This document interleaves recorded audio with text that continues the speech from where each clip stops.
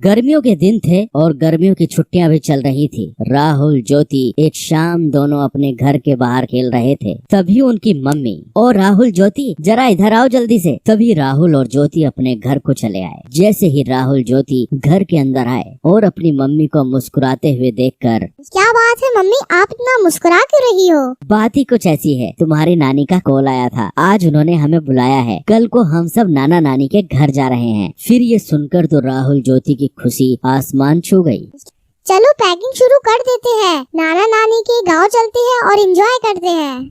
फिर क्या, दूसरे दिन सुबह सब लोग जल्दी नाना नानी के गांव के लिए निकल पड़े। राहुल ज्योति का नानी का घर काफी खूबसूरत और छोटा सा गांव था, जहां सब खेती बाड़ी करते थे और प्यार से रहते थे। राहुल ज्योति जैसे ही नाना नानी के घर पहुंचे तो उनके स्वागत के लिए नाना नानी तैयार खड़े थे। राहुल ज्योति को नाना नानी बोले, राहुल, ज्योति आ जाओ, हमारे पास को आ जाओ। फिर राहुल और ज्योति नाना नानी के पास जाकर उनसे लिपट गए। फिर खास नाना नानी की बनाई हुई स्वादिष्ट खाना खाकर राहुल ज्योति ने थोड़ी देर आराम किया और फिर दोनों अपने नाना नानी हाल का मजा लूटने के लिए तैयार हो गए। ये लो, तुम दोनों के लिए मैंने खास इमली का रस बनाया है, इसे जल्दी से पी लो, इसे गर्मी में पिया जाता है। नानी की बनाई हुई इमली का रस पीकर तो राहुल ज्योति एकदम तरोताजा हो गए। फिर नानी जी ने आम के पेड़ पर एक बड़ा सा झूला टांगा। राहुल ज्योति झूले पर बैठ गए और झूला झूलते झूलते हवा में बातें करने लग गए और फिर नाना जी के साथ घूमने चले गए। और फिर रात हो गई।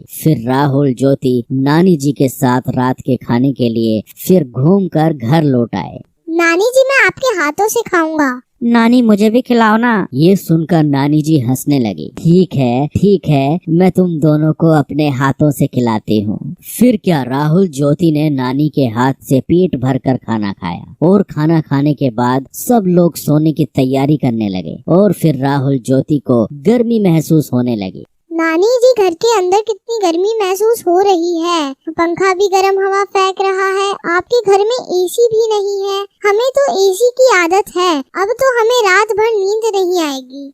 यह सुनकर नाना नानी के साथ सब लोग हंसने लगे। यह देखकर राहुल और ज्योति ज्यादा कंफ्यूज हो गए।